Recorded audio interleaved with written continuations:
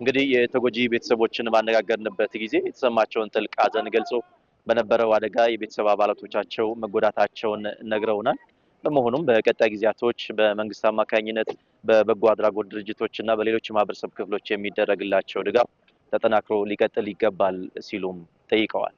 ፌደራል መንግስት መጥቷል ማለት ለኛ አሁን በርካታ እንደው እኛን ያኖራል ብለን ነው የምናስበው። መንግስት እንዲደግፍ ነው እኔ የምፈልገው። ሌላ ነገሮችን በቃ ብዙ ነገር በርካታ ነገር ላምም የለም በግም የለም ምንም ነገር ሁሉንም አልቋል በቃ። ስለዚህ አሁን መንግስት እንደሚደግፍ እሱን ጠይቃለሁ እንጂ ጋፍ ይደረግ መንግስትን ይደግፍ እስከ ሂል አቆፍሮ ምንም ብሎ እስኪያገኝ ድረስ መንግስት ልጆቹንም እሱንም እንዲደግፍ እንፈልጋለን። ሌሎችም አሉ ደግሞ በአካባቢው ላይ ደግሞ አሁንም መሬቱ እየተበጠሰ ቆርቆሮ ቤትም ተሰብሮ ሁሉ ያልቆ በአካባቢ ብዙ ችግር አለ እዛ ሰፈር።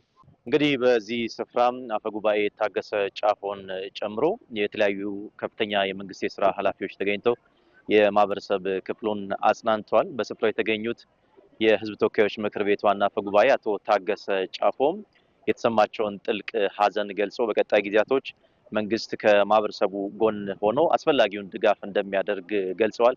ከዚህ ባሻገር ደግሞ ይህንን አስቸጋሪ ጊዜ በትብብር በጽናት ማለፍ ያስፈልጋል ሲሉ መልእክታቸውን በዚህ ስፍራ አስተላልፈዋል። ዝናብ በዚህ በጣም አጋጣሚ በሚዘንብበት ጊዜ እንዴት አድርገን ማህበረሰቡ መኖር ይችላል የሚለውን ደግሞ በጋራ መክረን እናንተም ከመንግስት ጋር ተመካከራችሁ አማራጭ ነገሮችን ማንስታችሁ ተማምነን መፍትሄ ያስፈልገዋል ማለት ከዝናቡም እንደዚህ ስለሚቀጥል እንዴት በጣም ጥንቃቄም ስለሚፈልግ ከዚህ በኋላ ዝናቡ ሲዘንብ አደራችሁን ከወረዳው አስተዳደር ጋር ከዞኑ አስተዳደር ጋር በመሆን ሁኔታዎችን ለማመቻቸት በሚደረገው ጥረት እናንተም በደንብ ተባብራችሁ እንደምትሰሩ በጣም እርግጠኛ ነኝ። ልባችን ሙሉ ነው። ስለዚህ ይሄን ጊዜ በጥንቃቄ ሁላችንም እናሳልፍ አደራ ለማለት ፈልጋለሁ።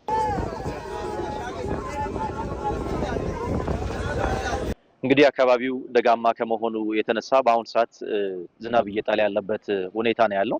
ምናልባትም በቀጣይ 10 ቀናቶችም የሜትሮሎጂ ትንባዮች እንደሚያሳዩት ዝናቡ ቀጣይነት ሊኖረው ይችላል ተብሎ ይታሰባል። በመሆኑም የአካባቢው ማህበረሰብ ተጨማሪ ጥንቃቄ ሊያደርግ እንደሚገባም አብሯቸው በዚህ ስፍራ የተገኙት የደቡብ ኢትዮጵያ ክልል ዋና የመንግስት ተጠሪ አቶ ገብረ መስቀል ጫላም አሳስበዋል።